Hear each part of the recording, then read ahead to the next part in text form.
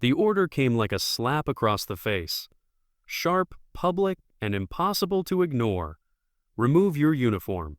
Now, in front of everyone.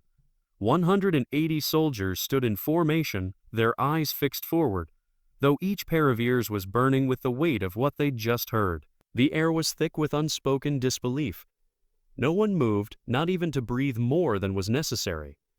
At the center of the parade ground, under the merciless glare of the noon sun, she stood frozen. Captain Elena Rios had been in enough tense moments to recognize the difference between danger and humiliation.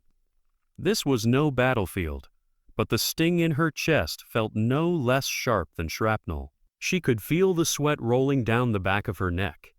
But it wasn't from the heat. It was from the knowledge that this wasn't about protocol. This was about someone making a point. Colonel Harland, a man whose cold discipline was legendary in the regiment, stood with his hands behind his back. His jaw was tight, his tone a blade. The demand hung in the air, a public stripping of dignity disguised as adherence to regulations. She didn't move, not yet. Beneath her rigid posture, her thoughts churned. She could feel the stares of the entire battalion without looking up. There were the veterans, who had fought beside her in the dust-choked valleys of Helmand. The fresh recruits who knew her only as the captain, whose calm never wavered under fire. And then there were the bystanders, the ones who wouldn't speak, who would let this moment pass like a gust of wind, rather than risk their own standing. Her eyes flicked once toward the horizon, just beyond the sea of uniforms. The smell of oiled metal, hot asphalt, and the faint tang of dust rose around her, familiar scents that in another place meant readiness, discipline, unity. Here they were soaked in something else, shame, disbelief, and the slow tightening coil of moral tension. She unfastened the top button of her jacket with deliberate slowness. Her hands moved with the same precision they had when she disassembled a rifle in blackout conditions. She would not give him the satisfaction of seeing her rush, stumble, or flinch. The murmurs in the ranks were soft as moth wings, but she heard them all the same. She remembered the first time she had worn this uniform. The heavy fabric had scratched at her skin then, but she had worn it like armor against a world that doubted her at every turn. Back then, she was 19 and untested. Her father's funeral still fresh in her mind. He'd been buried in full honors, the sound of the rifles echoing in her bones for years after. She had sworn she would serve with the same dignity he had. She had sworn no one would see her break. Her service had not been easy. She had carried wounded comrades through streets littered with broken glass and burning tires. She had felt the heat of a bullet passing so close it seared the air beside her cheek. She had written letters to the mothers of men who would never come home, knowing no words could soften the cruelty of such news. Each act had carved her into something unyielding. But this was different. This was not survival in the face of enemy fire. This was surviving the humiliation served by her own side. The jacket came off, revealing the regulation undershirt beneath. She could feel Harlan's gaze like a brand. He had expected compliance tinged with shame. What he got instead was measured defiance in every slow movement. And then the undershirt's sleeve slid up as she reached to unclip her belt. That was when his eyes caught it. The tattoo. It was inked deep into the muscle of her upper arm, black lines bold against sun-browned skin. An eagle with its wings outstretched, clutching a single dog tag in its talons.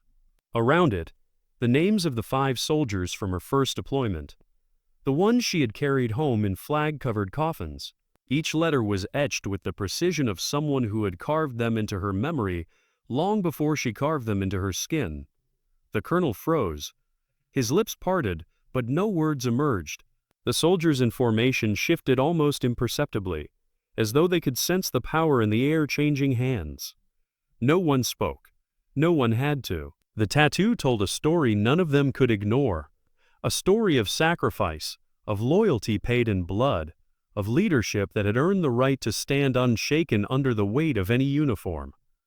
Harlan's jaw tightened again, but this time it was not in dominance. It was in discomfort. His eyes flicked to the ranks, and he saw it. The subtle straightening of spines, the sharpening of gazes. This was no longer a scene of humiliation. This was a reckoning. Elena let her arms fall naturally to her sides, the tattoo still visible, unhidden. She said nothing. Her silence pressed heavier than any accusation could have. It was the kind of silence that spoke of nights awake beside dying friends, of decisions that saved lives at the cost of others, of promises kept long after the war was over. Harlan took one step back. The space between them seemed to widen like a chasm, one that he could not cross without losing face entirely. But the truth was already out. He had tried to strip her of her uniform.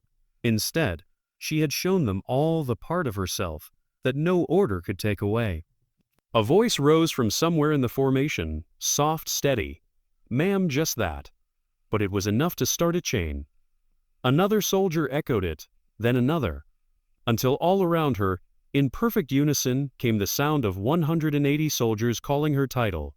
It wasn't shouted. It was spoken like an oath. Her gaze swept the ranks. These men and women had seen her lead from the front. They had seen her shoulder burdens too heavy for one person, and still keep walking. Now they saw her stand in silence and turn an act of degradation into one of unshakable honor.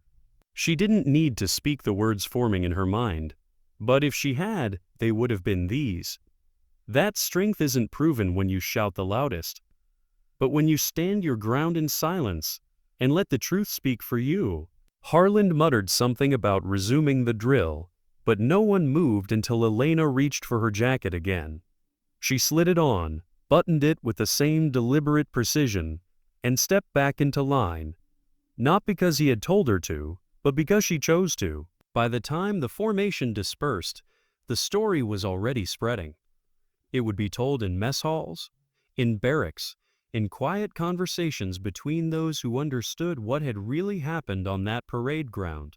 And somewhere deep inside, Harlan knew this moment would follow him for the rest of his career, not as a testament to his authority, but as a reminder of the day he tried to strip a soldier's dignity, and instead revealed the strength that had kept her, and so many others, alive.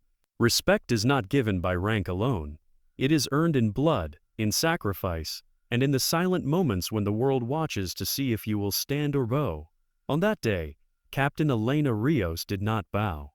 If you've ever known someone who carried their battles quietly, unseen, remember their strength. Share their story, and if you've served or stood beside someone who has, tell us where you're listening from. Some battles are fought with weapons. Others are fought with nothing more than the unshakable will to remain standing.